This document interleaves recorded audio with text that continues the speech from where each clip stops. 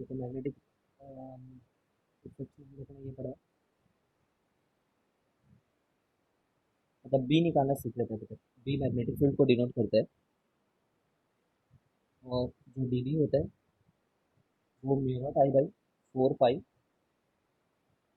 D L cross R upon R cube होता है। ठीक है। अब इसका जो एक वर्जन निकल करके आता है स्ट्रेट वायर के लिए, वो mu naught I upon 4 pi R sine theta 2 plus sine theta 1 निकल करके आता है। ठीक है। इसके दो स्पेशल केस पढ़े थे, वो स्पेशल केस हमें याद होने चाहिए। ये सर्कल के लिए निकल करके आता है, और ये फाइनाइट वायर के लिए निकल करके आता है, जिसमें इन्फिनिट वायर का कंडीशन लगा सकते हैं हम लोग थीटा 1 और थीटा 2 को देखते हुए। ठीक है। अच्छा, डीबी का एक और फॉर्म होता है जिसको इसके पैरेलल लिख सकते हैं।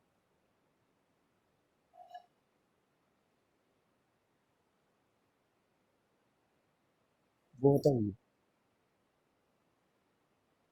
देखो ऐसा कर लो क्या ना,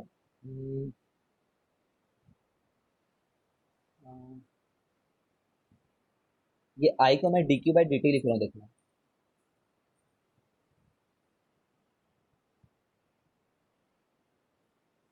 ठीक है, D L cross R upon R Q, और यहाँ से ना इसको मैं वी नाम देना चाह रहा हूँ।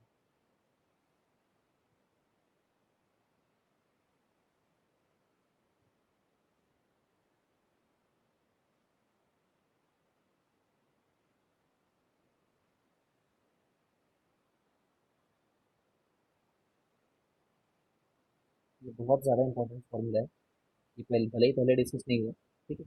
यहाँ पे डी क्यू ना दिख करके तुम्हें जनरली क्यू दिखा करेगा, कहीं पे देखोगे तो। ये फॉर्मूला है क्या बताता हूँ मैं। ये फॉर्मूला ये है, जैसे एक सिंगल मान लो पॉइंट चार्ज की वैल्यू है डी क्यू, इसी को क्यू भी बोल सकते थे। अगर ये डी क्यू इसमें घूमे जा रहा है, ऐसे जरूरी नहीं सर्कुलर मोशन में जरूरी नहीं, तो ये तो भी एक डी क्यू करके कोई चार्ज है वो मूव कर रहा है वी वेलोसिटी से। ठीक है। और उसके चलते कहीं आर डिस्टेंस में हमें पता करना है कि कितना बी होगा। बी को इससे उसके चलते छोटा सा भी आएगा, उसको इससे भी होगा। ठीक है, Q V R upon R cube, याद रखना। ठीक है।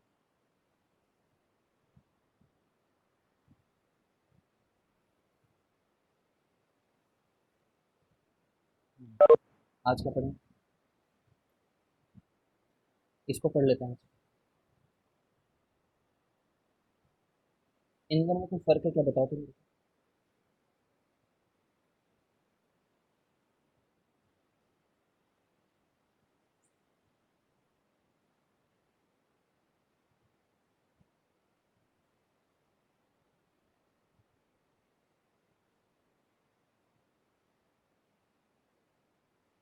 इसके चलते यहाँ पे मैग्नेटिक फील्ड निकालना,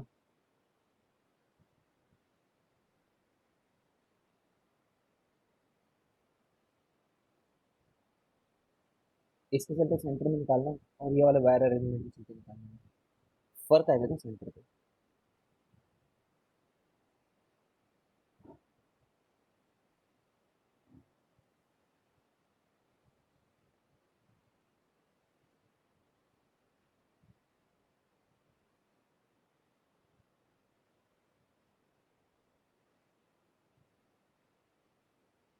सर ऐसे में तो दोनों में जीरो हो जाएगा ना, ए और सी। मतलब ए में सिर्फ स्क्वायर के से भी और टोटल स्ट्रक्चर से भी।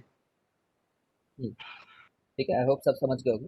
देखो इसमें क्या होता है, ये वाले वायर का भी कंसिडर करना चाह रहे थे, लेकिन ये तो उसी तरफ पॉइंट कर रहा है, 0 डिग्री बना रहा है। ये वाला वायर का भी कंसिडर करना चाह रहे थे, बट ये 180 डिग्री बना रहा है। ठीक है, तो इन दोनों का इम्पैक्ट नहीं रह जाएगा, यहाँ पे बी टोटल जो है वो जीरो ही आएगा। ठीक है, यहाँ पे बी नॉन जीरो आएगा सेंटर पे। ठीक है, टोटल के चलते अगर देखा जाए तो। ठीक है ना, और स्क्वायर ऑनली के चलते देखा जाए तो जीरो ही आएगा सब केस में। स्क्वायर ऑनली पार्ट के बारे में जनरली पूछा जाता है, तो थोड़ा ध्यान रखना। वो वर्ड्स में दिखाएंगे तुम्हें कि due to the square part ऐसे ऐसे लिख देंगे। अगर उन्होंने ऐसा डायग्राम बना रखा होगा ना, तो due to the square part लिखेंगे। और अगर उन्होंने ऐसा डायग्राम बना रखा होगा तो ड्यू टू द स्ट्रक्चर लिख देंगे, क्योंकि इसमें तो स्ट्रक्चर का और स्क्वायर पार्ट का देखे तो सेम है, यहाँ पे भी सेम। एवरी टाइम ऑलवेज लिख लो, एवरी टाइम में लिख दिया पता नहीं क्यों, तो यहाँ पे भी ऑलवेज।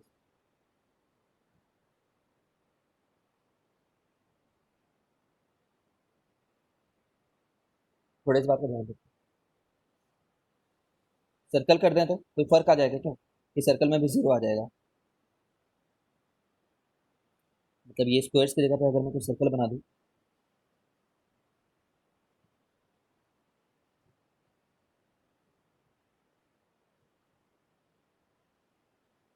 कल पे एंगल पे डिपेंड कर जाएगा।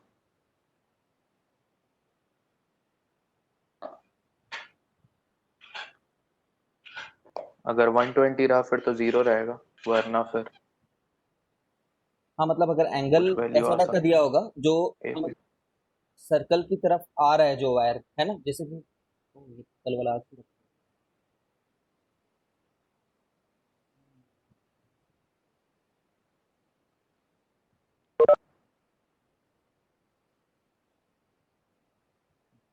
जैसे कि ये देखो, ये symbol, कुछ ऐसा सा दे रखा है, यहाँ से कुछ एंटर हो रहा है और कुछ यहाँ से निकल रहा है, तो हमेशा जीरो आएगा, चाहे कैसा भी हो रहा हो ऐसे, ठीक है। बट जस्ट इन केस अगर ऐसा दे रखा है कि कहीं से करंट आ रहा है, ठीक है, और कहीं से करंट निकल रहा है, तो ये वाले पार्ट के चलते तो भले ही जीरो आ जाए, ये जो नीचे में बना रखा है मैंने,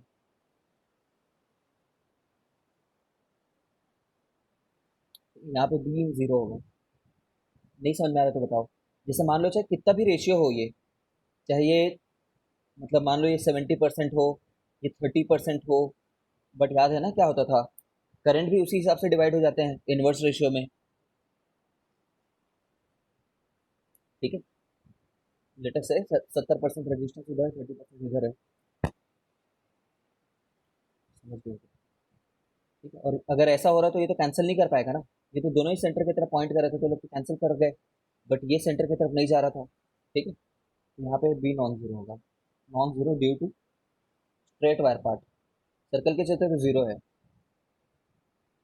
due to straight wire part, और वो भी सिर्फ लेफ्ट वाले, ये राइट वाले के चलते तो जीरो है, इसके चलते तो जीरो है।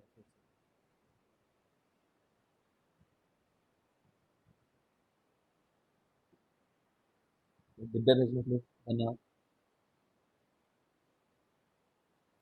कुछ भी ऐसा डायग्राम बना देते हैं यार, एक मस्ती करने के लिए भी, तो परेशान होते हैं सब बातों से, ऐसे डायग्राम बना देते हैं। अ,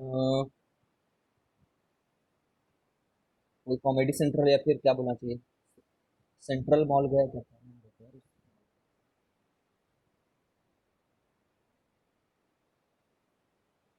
CMR सेंट्रल,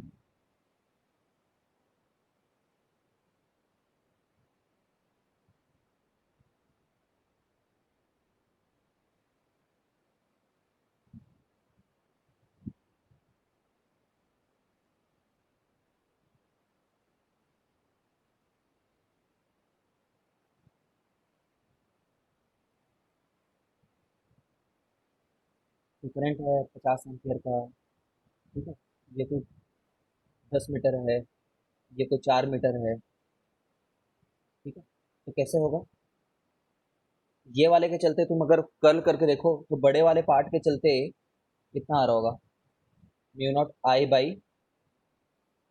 I/2R का हाफ, 2R का भी हाफ, आधे लोग हैं, ठीक है। और ये कितना आ रहा है, ये इनवर्ड आ रहा है, चेक करके देखो इनवर्ड आ रहा है कि नहीं आ रहा, ठीक है। और इसके चलते अगर देखा जाए तो इसके भी चलते इनवर्ड ही आ रहा है, कोई प्रॉब्लम नहीं है।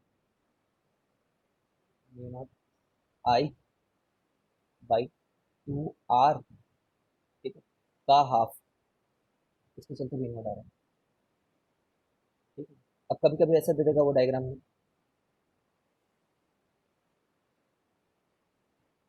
ठीक है। तो इसमें एक के चलते इनवर्ड आ रहा होगा, एक के चलते आउटवर्ड आ रहा होगा, ठीक है। इसके चलते इनवर्ड और इसके चलते आउटवर्ड, चेक करना करके। ये वाले वायर को क्यों नहीं कंसीडर कर रहे इतने वाले पार्ट को, उसी से गुजर जा रहा है क्योंकि, ठीक है।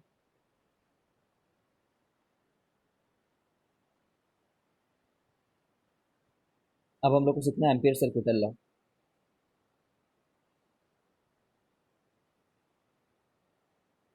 सीखना क्या है, एम्पिरिकल लॉ है, एम्पियर वाला एम्पिरिकल नहीं, ऑब्जर्वेशन वाला एम्पिरिकल। फास्ट हो जा रहा होगा तो बोलना सब लोग, एम्पियर सर्किटल लॉ। देखो, ये वो याद है तुम्हें गॉस लॉ? गॉस लॉ में क्या बोला गया था, ई डॉट डी एस, जो कि फ्लक्स होता है, अगर उसको क्लोज्ड में करो, ठीक है, तो Q in by epsilon not के बराबर आता है, ठीक है।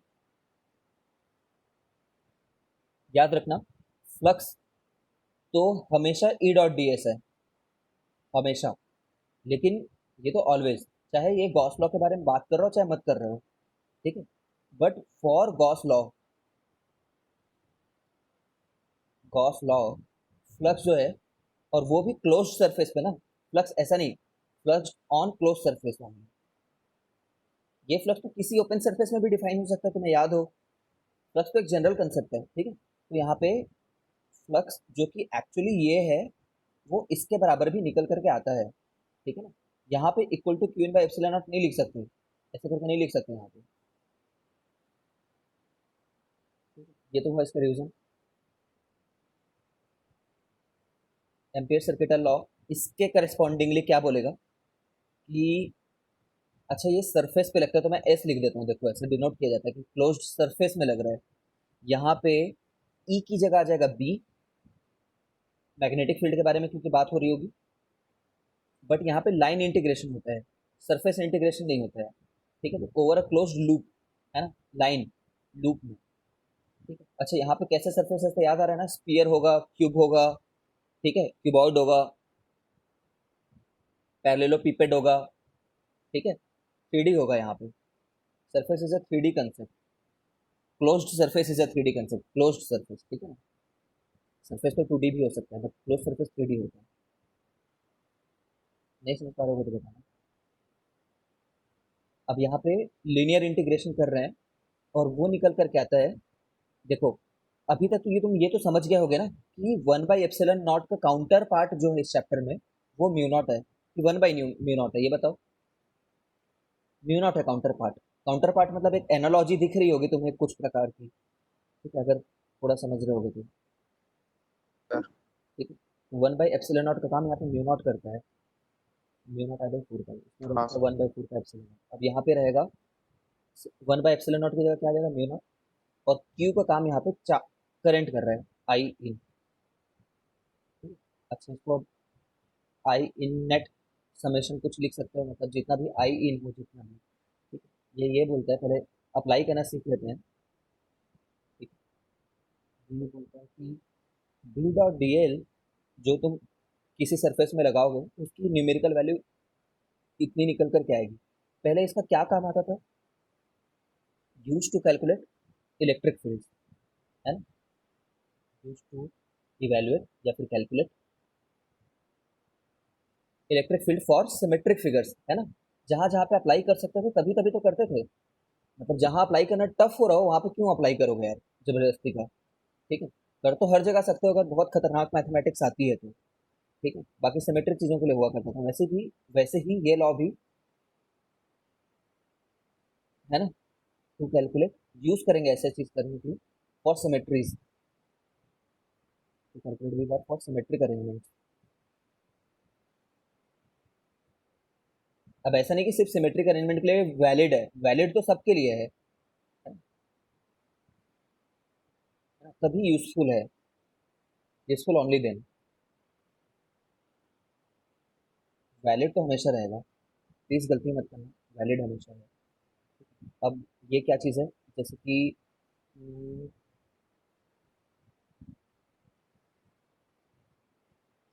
जैसे कि कोई एक लूप ले लेते हैं कैसे भी, है ना। याद रखना loop is a two D concept, loop is two D concept है, क्लोज्ड लूप है, ऑब्वियसली लूप बोलते हैं क्लोज्ड लूप ही हो रहा है ना, ओपन लूप नहीं। ओपन लूप तो लूप नहीं हुआ, ओपन लूप तो एक पीस ऑफ वायर बस हुआ। ठीक है, क्लोज्ड लूप बोलना एक रिडंडेंट बात हो गई, लेकिन मैं तुम्हें ओवर एक्सप्लेन करने के लिए बता दे रहा हूँ। एक क्लोज्ड लूप है कैसा भी, और यहाँ पे बहुत सारे ऐसे करंट हैं मान लो। एक वायर ऐसा जा रहा है जो 5 एम्पियर का है, ठीक है। एक वायर ग्रेस करता हुआ जा रहा है, याद है ये सब बातें, ठीक है। 2 एम्पियर। एक वायर ऐसा जा रहा है, इधर से आया, इधर से होकर के निकल गया, ठीक है, 3 एम्पियर। एक बार इधर से आया और नीचे से निकल गया, 8 एम्पियर, ठीक है। एक बार बगल से ही चले गया, 6 एम्पियर, ठीक है। अब तुम क्या किए, ये जो इमेजिनरी लूप है, या फिर रियल भी हो सकता है बट इमेजिनरी भी हो सकता है, ठीक है। ये इमेजिनरी लूप में तुम कहीं पे बी ढूंढे वहां का, वर्ड्स पर ध्यान देना। If you were able to calculate B and you multiplied it with the DL of that imaginary loop, then added with the B of this place and again multiplied with DL. of course यहाँ का B, यहाँ का B अलग अलग आ सकता है, यहाँ का B, यहाँ का DL अलग अलग आ सकता है, और ऐसे करते करते करते करते अगर तुम जाओगे तो इवेंचुअली तुम्हारे लिए, जो तुमने B डॉट DL कैलकुलेट किया होगा इस लूप में, ऐसे लूप लिखने की तुम्हें जरूरत नहीं है जब तुमने सर्कल बना ही दिया है, ठीक। ऐसे लूप लिखने की जरूरत नहीं है। तो यहाँ पे तुम बोलोगे म्यू नॉट इंटू, अब मैं क्या लिखूंगा देखना, मैं लिखूंगा 3 को ऐड करूंगा, 5 को ऐड करूंगा। एंगल वैंगल से कोई मतलब नहीं है, ये एंगल है मान लो 60 डिग्री, तो क्या हुआ, करंट कोई वेक्टर थोड़ी है जो मैं 60 डिग्री के चलते उसको आई कॉस 60 लिख दूं या फिर आई साइन 60 लिख दूं। नहीं, 3 का 3 पूरा ऐड होगा, ठीक है, 5 भी पूरा ऐड होगा, और 8, ये 8 पूरा, चलो ऐसा करें इसको 15 कर लेते हैं, कोई फर्क नहीं है, 15 -8, माइनस क्यों किए हैं 8 को, बताता हूँ 2 मिनट में, ठीक है। ये 2 को नहीं लेंगे, दो तो 2 को मैंने खुद बोला हुआ है ग्रेस कर रहा है करके, ये क्रॉस करना जरूरी है ना। ग्रेजिंग द सरफेस याद है, जैसे मेरा पाम को, ये पेन अभी ग्रेस कर रहा है बस, अगर मेरे पाम में पेन रख दिया जाए then it is not crossing the palm, it will not be included as crossing. Okay, तो 3 15 8 को जोड़े, 2 को नहीं जोड़े, खत्म हो गया बात। 6 को भी नहीं जोड़ेंगे क्योंकि तो आउटसाइड है, ठीक है। तो बस बी डॉट डी एल का ये वैल्यू, 18 - 8 10 मिला, ये निकल कर।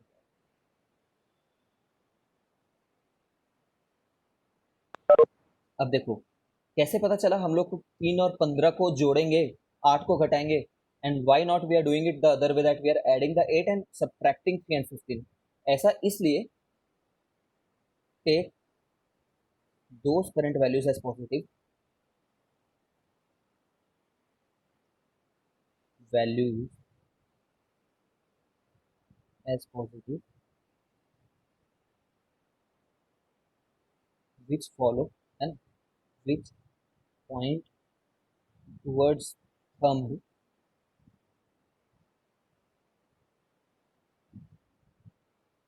in right hand curl rule along loop। ये क्या लिखा मैंने, तू समझ सकते हो क्या इस बात को? देखो ये जो लूप है ना, उसमें मैंने कैसे लगाया है देखो, बी को मैंने जिसके अबाउट लेकर के गया है ना, उसके हिसाब से थंब मेरा ऊपर पॉइंट कर रहा है, अगर तुम समझ रहे हो तो। बी को मैंने इस ऑर्डर में लेकर के आया है अभी, इस क्वेश्चन में जब मैं लगा रहा हूँ तो, ठीक। तो जब इस ऑर्डर में तुम कर रहे हो तो तुम्हारा थंब ऊपर पॉइंट कर रहा है, हाथ को कर्ल करके करो, लूप के अलाउंग,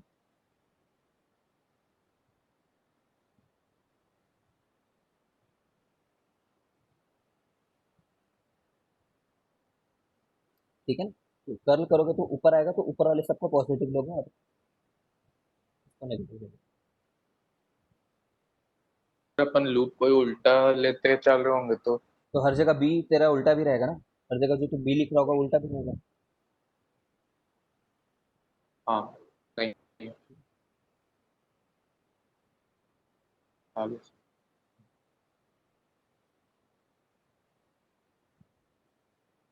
चलो, एक बार दोबारा देखते हैं कर्ल रूल्स को। कर्ल रूल्स 1000वीं बार। रूल नंबर 1, अगर थंब रखे हो एंड स्ट्रेच कर रहे हो तो कर्ल डायरेक्शन देता है, जिसको मैं ज्यादातर वायर से केस में लगाऊंगा।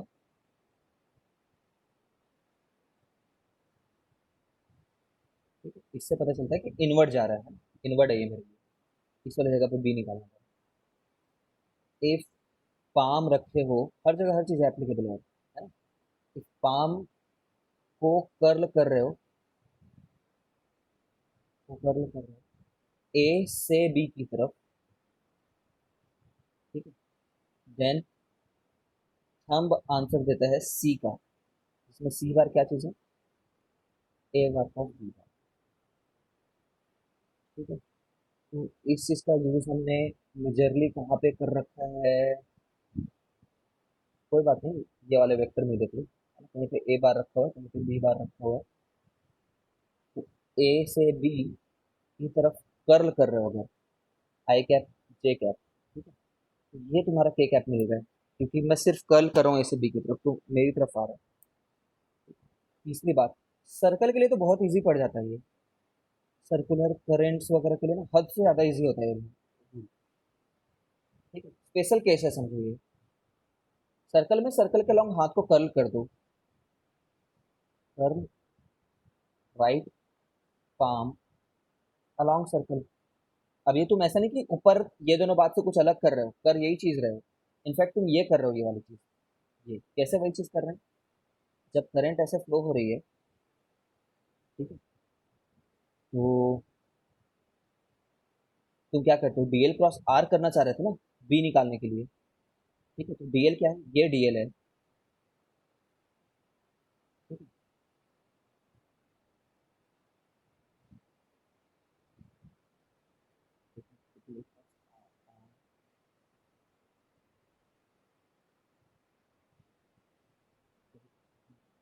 इसमें तो इन्वर्ट आएगा वैसे।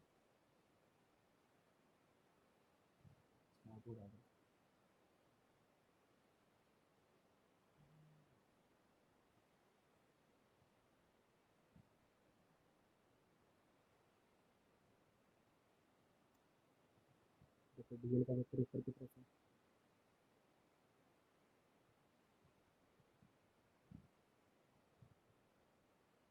और आर वेक्टर जो मैंने यहाँ पे बना रखा है वो गलत है।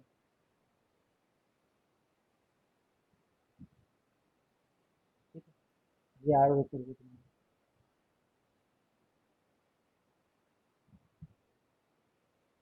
और ये डीएल है। ठीक है, तो डीएल क्रॉस आर इसमें करोगे, ठीक है, तो तुम्हारे लिए आउटवर्ड आ रहा है सर्कल से। जो आना भी चाहिए, तो सर्कल के अलॉन्ग हाथ को भी वैसे भी कर्ल करो, सर्कल के अलॉन्ग, मतलब जहाँ पे तुम्हारा करंट फ्लो है उस डायरेक्शन में, तो तुम्हें वैसे भी आउटवर्ड मिलना चाहिए। ठीक है, ये बात को याद रखना, सर्कुलर करंट के लिए चीज़ बहुत सरल हो जाती है। कर्ल राइट का मतलब सर्कल, देन हम will B,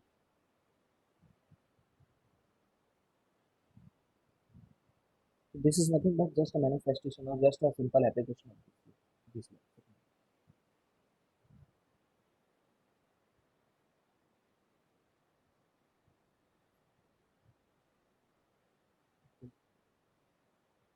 more on circuital law.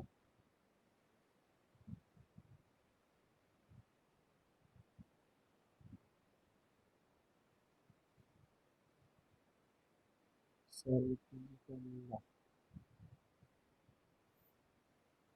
देखो जो सर्किटल लॉ में बी डॉट डीएल लिखा हुआ है, ऐसा करके लिखते हैं कहीं कहीं पे, तो परेशान नहीं होते हैं। यूनिट इनटू समेशन ऑफ आई इन, क्योंकि एक से ज़्यादा करंट है तो करंट वायर है तो ऐसे लिख देता है। तो here B bar is due to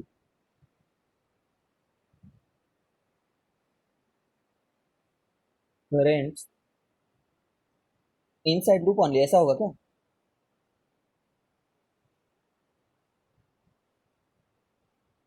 जैसे ये जो गॉस लॉ में भी चीज़ पॉइंट नहीं की थी मैंने, मेरे को करना चाहिए था वहाँ पे, लेकिन कहीं ना कहीं पे कवर हो ही जाता है, इसलिए मैंने याद आया फिर भी मैं डिस्कस नहीं कर पाया था।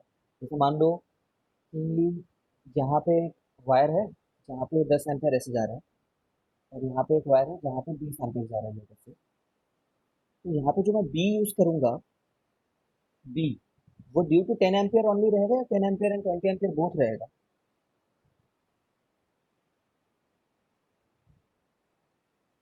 सिर्फ 10 एम्पियर में रहेगा sir. Here B is due to current from both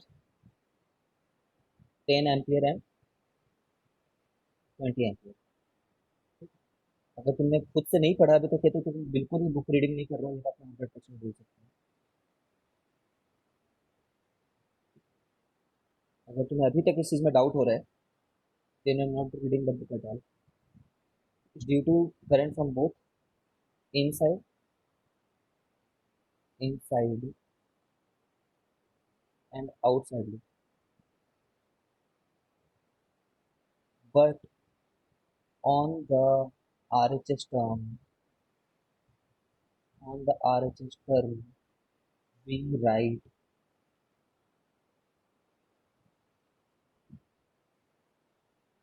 mu not, we write I in due to inside only, इसलिए उसका नाम आई इन लिखता हूँ हमेशा। ठीक है, क्या लिखा हुआ है? This is the beauty of ampere circuital law, Gauss law में भी that is the beauty of Gauss law, कि तुम्हें बाहर वाले करंट के बारे में चिंता करने की जरूरत नहीं है कि उनको हम राइट साइड में लिखें कि नहीं लिखें। बाहर वाले चिंता करने की जरूरत नहीं है, ठीक है। बट ये जो बी यहाँ पे आ रहा है वो तो बी नेट आ रहा है हमेशा,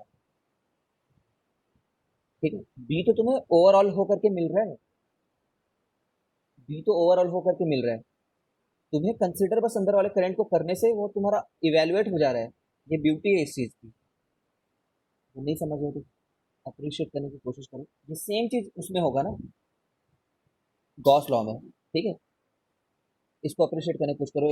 एक दुनिया में ऐसे बहुत सारे वायर रखे हुए हैं, ठीक है, कुछ भी रखा हुआ है, मान लो 10 करोड़ वायर है, ठीक है, और मैं बोलूँ इन 10 करोड़ वायर के चलते यहाँ पे बी बताओ करके, कैसे निकालोगे? हर एक वायर के चलते तुम बायो सावर्ट लॉ लगाते फिरोगे, कोई वायर किसी और तरीके का है, कोई वायर किसी और तरीके का है, तो पागल हो जाओगे ना, नहीं निकाल पाओगे ऐसे, ठीक है। But what if somehow we were able to find some symmetry, just in case अगर कोई सिमेट्री मिल गई, और उस वाले केस के लिए हम लोग एक ऐसा लूप ढूंढ पाए उस सिमेट्रिक के चलते, उस सिमेट्रिक वायर, ये अरेंजमेंट अभी तुम्हें इतना सिमेट्रिक दिख नहीं रहा, बट ये लो ऐसा अरेंजमेंट कर दिया मैंने। बॉन फायर देखे हो, बॉन फायर कैसा होता है?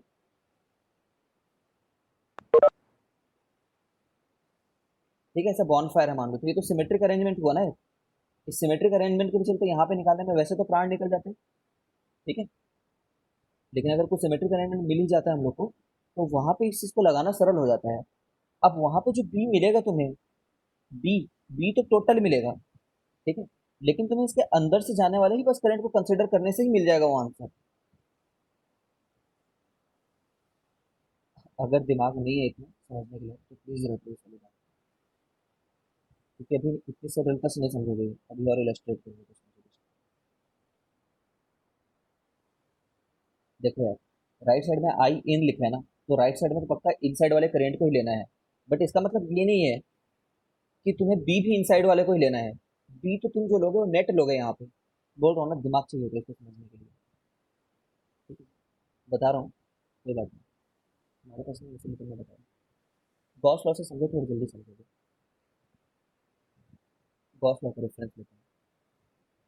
ई डॉट डी एस का जो इंटीग्रेशन है वो आता है Q in by epsilon not. तो ये जो होगा ड्यू टू इनसाइड ऑनली रहेगा, जैसे हमने अभी 10 बार बोल दिए हैं। ये जो ई मिलेगा या फिर ई जो तुम यूज कर रहे होगे, ये नेट ई रहेगा due to inside as well as outside.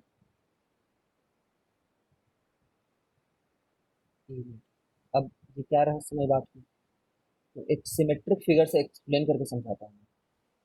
एक सिमेट्रिक स्फीयर है मान लो, इस सिमेट्रिक स्फीयर के अंदर में यहाँ पे एक क्यूब वन रखा हुआ है मान लो, ठीक है। और एक कहीं पे Q2 रखा हुआ है, मान लो सिमेट्रिक फिगर है, नॉन कंडक्टिंग है, और नॉन कंडक्टिंग है, हॉलो स्फीयर है, कुछ भी ऐसा मान लो।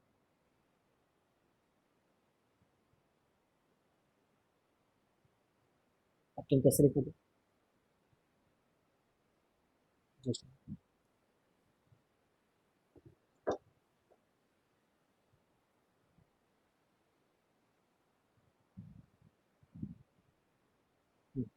अब तुम ऐसे लिखोगे इस बात को, E dot D S equal to Q1/ε लिखोगे, समझ रहे हो? लेकिन ई जो मिलेगा ना किसी एक लोकेशन पे, अगर ई मिल रहा होगा तो नेट ई मिल रहा होगा। अब ऐसा कैसे हो गया? हम इस ई को भी तो ऐसे लिख सकते थे, ये ई जो है वो दो चीज़ों पे चलते आ रहा है किसी भी लोकेशन पे, ई ड्यू टू इनसाइड, है ना? ऐसा बोल सकते हैं कि E due to Q1 plus E due to Q2 है करके, 100% बोल सकते हैं this is correct. Vectorially add कर सकते हैं, फिजिक्स का तो जन्म सिद्ध अधिकार है ये, ठीक है। बट ये Q1 नहीं आ रहा है इस साइड पे, तो इसका मतलब ये है क्या कि अगर सिर्फ ये अंदर वाला होता तो जो आंसर मिलता इंटीग्रेशन का, ठीक है, और बाहर वाला हो सिर्फ,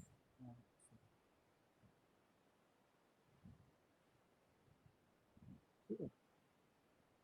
अच्छा, लेकिन अगर बाहर वाला नहीं होता, सोचना है एक बार, अगर आउटसाइड वाला एब्सेंट होता तब क्या लिखते? तब तो ये लिखते,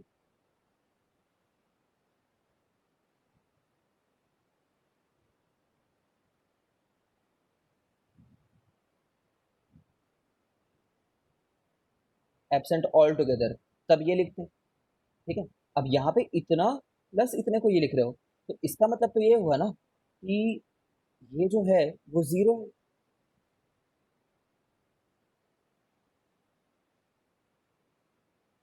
हर बार जीरो रहेगा क्या बाहर वाले के चलते? हाँ, हर बार जीरो रहेगा। नहीं पता है क्या गॉस में होता ही है।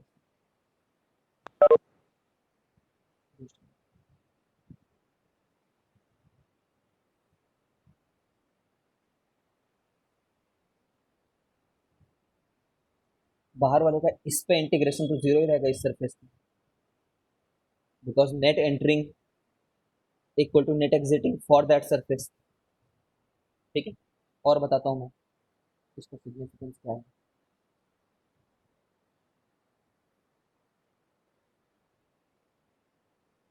ये देखिए, जैसे यहाँ पे, हाँ, नेट नेट इंटीग्रेशन जीरो रहेगा यार। भाई ध्यान से सुनो इस बात को प्लीज, मैं ये नहीं बोल रहा हूँ कि किसी लोकेशन पे इलेक्ट्रिक फील्ड जीरो है Q2 के चलते। यहाँ पे E ड्यू टू Q2 जो है ना, ये नॉट इक्वल टू जीरो है, Q2 के चलते जीरो नहीं है। नेट E2 भी जीरो नहीं है, EQ2 नेट जो है ना वो भी जीरो नहीं है। भाई EQ2 नेट क्या होता है? यहाँ के इलेक्ट्रिक फील्ड को यहाँ के इलेक्ट्रिक फील्ड के साथ जोड़ोगे क्या? कभी नहीं जोड़ोगे यहाँ के इलेक्ट्रिक फील्ड। फिर क्या चीज जीरो है जो यहाँ पे निकाला है? EQ2 किसी लोकेशन का और उस लोकेशन के DS का मल्टीप्लीकेशन का सम ओवर द एंटायर सरफेस, ये जीरो है, ठीक है। हाँ, फ्लक्स जीरो है। देखो यहाँ पे EQ2 1 लिखोगे कुछ, और फिर उसको यहाँ के DS से मल्टीप्लाई करोगे। DS वेक्टर किधर है जानते हो ना? आउटवर्ड। यहाँ पे कोई EQ2 लिखोगे, यहाँ के DS से मल्टीप्लाई करोगे, यहाँ पे EQ2 3 लिखोगे, ठीक है, क्योंकि हर जगह पे अलग अलग मैग्नीट्यूड है यार Q2 के चलते, ठीक है। भले ही Q1 के चलते मैग्नीट्यूड सेम आ जा रहा है लकीली, ठीक है। यहाँ पे मल्टीप्लाई करोगे, ऐसे हर जगह पे करोगे, और उनका जो सम है टोटल, वो जीरो आ जाएगा हर बार, ठीक है। अब इसको रिवर्स इंजीनियर करते जाओ।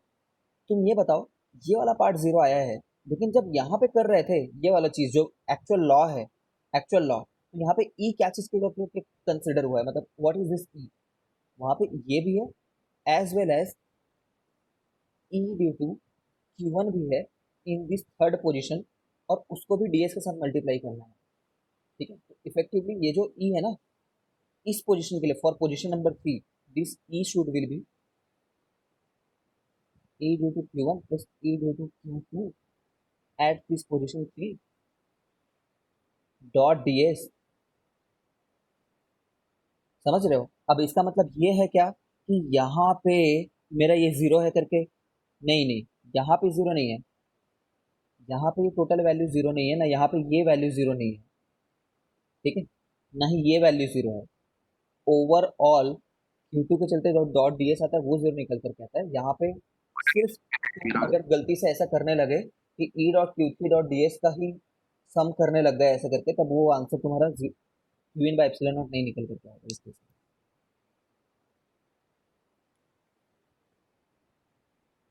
ई जो इसमें यूज किया जाता है वो हमेशा ई नेट यूज किया जाता है, ठीक है। मैं रिफ्रेश करता हूँ, ठीक है। देखो इसकी वैल्यू जो है ना वो Q in by epsilon not निकल करके आएगी। अगर मैंने थोड़ी देर पहले थोड़ा कंट्राडिक्टरी बोल दिया अगर जस्ट, तो आई एम सॉरी, बट किसी भी लोकेशन पे ई को ई नेट यूज करो, हर एक इंस्टेंट पे ये नॉन जीरो है, हर एक इंस्टेंट पे। बट टोटल इंस्टेंट्स को ऐड करोगे तो ये वाला जो टर्म निकल करके आएगा वो जीरो बन जाएगा for all the total instant. और फॉर द एंटायर ड्यूरेशन जब इसको ऐड करोगे तो वो क्वीन बाय एप्सिलॉन नॉट के बराबर निकलेगी। तो कहीं पे भी ई यूज कर रहे हैं तो कौन सा ई यूज कर रहे हैं? किसी एक पर्टिकुलर लोकेशन पे ई टोटल यूज कर रहे हैं अभी, ठीक? समझ गए हो?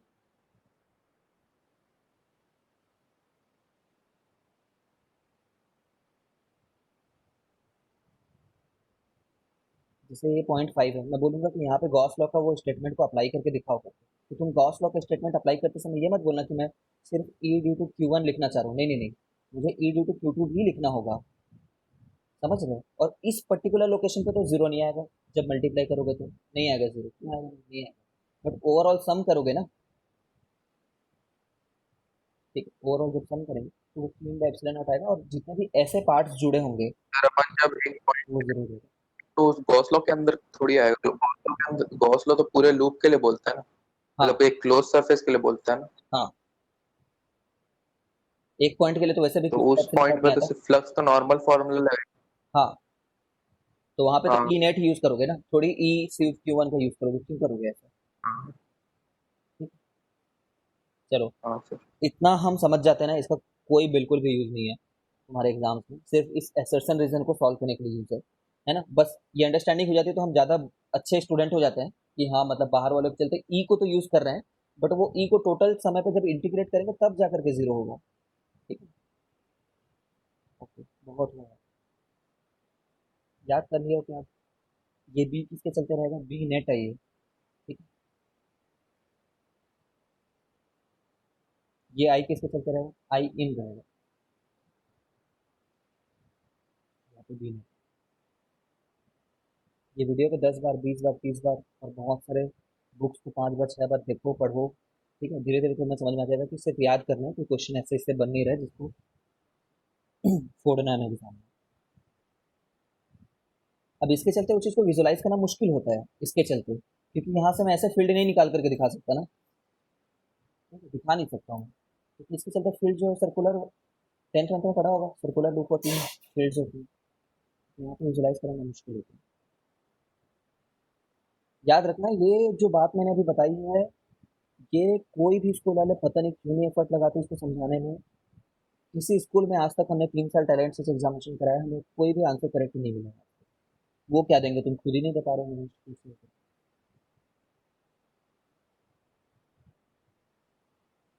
उल्टा हमें समझाने लग जाते हैं हर बार कि सर आपका आंसर की गलत है। ऐसा होता है बिकॉज दे डोंट नो। किसी भी अच्छे बुक को पढ़ोगे ना तो बट ये बात मेंशन होगी। ओके, ये लोग तुम नोट्स बनाया करो बैठे बैठे खाली, अपलोड तो कर ही दूंगा।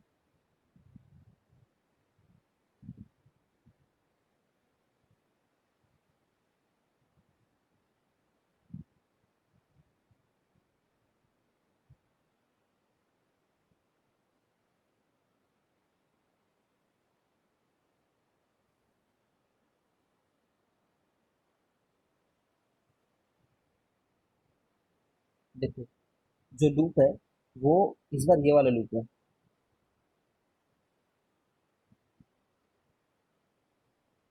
देख पा रहे हो कैसा लूप है? ये लूप एक प्लेन में नहीं है, ये लूप का आधा पार्ट इस प्लेन में है, ठीक है, और आधा पार्ट इस प्लेन में रखा हुआ है इधर।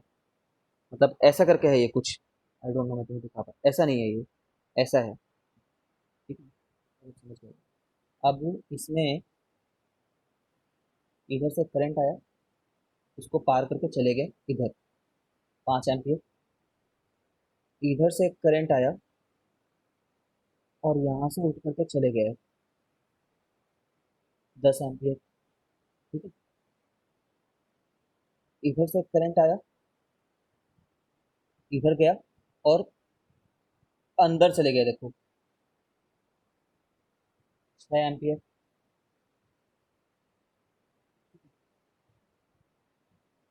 एक करंट इधर से आया, इधर चले गए 8 एम्पियर।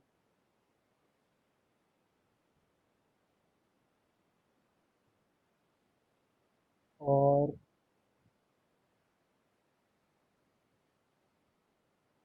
एक करंट इधर से आया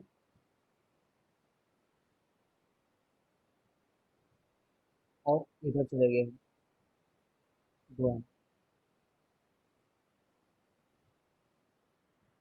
कंप्लीट क्लैरिटी मेरे हिसाब से, मेरे को तो कंप्लीट क्लैरिटी है कैसा हो रहा है करके, ठीक है। ये वायर लगा, 13 क्या सर? बताओ इसकी value. D dot D L, D L, ये वाले लूप पे कोई भी एक साइड ले लो, मैं तुम्हें इस साइड की तरफ लेने के लिए बोल रहा हूँ, इतना ऐसे करके लो, ये वाले लूप में, ठीक है।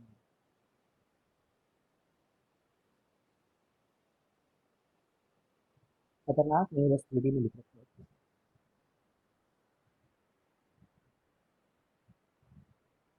-13 सब लोग को करने देना, म्यू नॉट। करिए लेकिन से।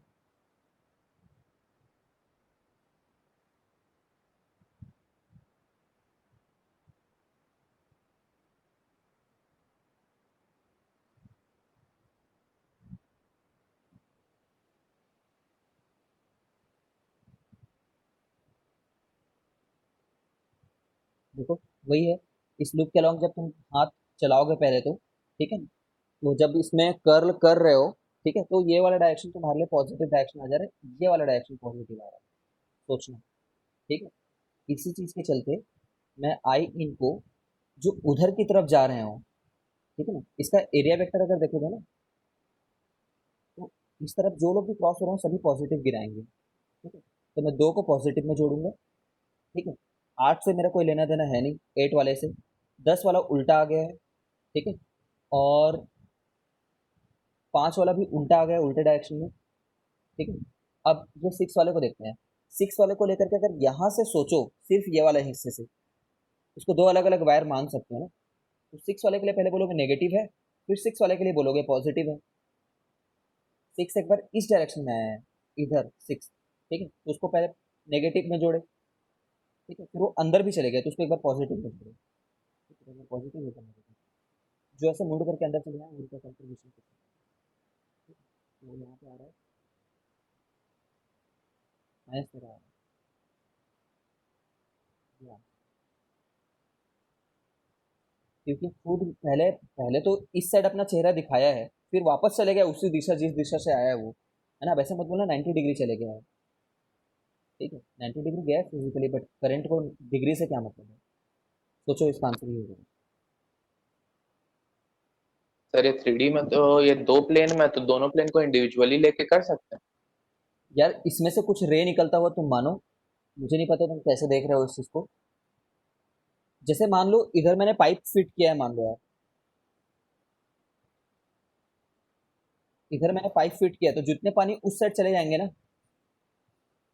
जितनी वाटर उस साइड चले जाएगी, वो सभी मेरे एक तरह के पानी गिनाएंगे, ठीक है। अब इसमें कोई डायरेक्शन फिक्स नहीं कर पाओगे, यही मैं बोल रहा हूँ, क्योंकि इस वाले प्लेन के हिसाब से तुम डायरेक्शन फिर बोलोगे ये मैं पॉजिटिव लूंगा, इस वाले प्लेन के हिसाब से तुम बोलोगे ये मैं पॉजिटिव लूंगा, ऐसा नहीं चलता है। ये आउटवर्ड, ये जितने भी आउटवर्ड है राइट सब, सर। ठीक।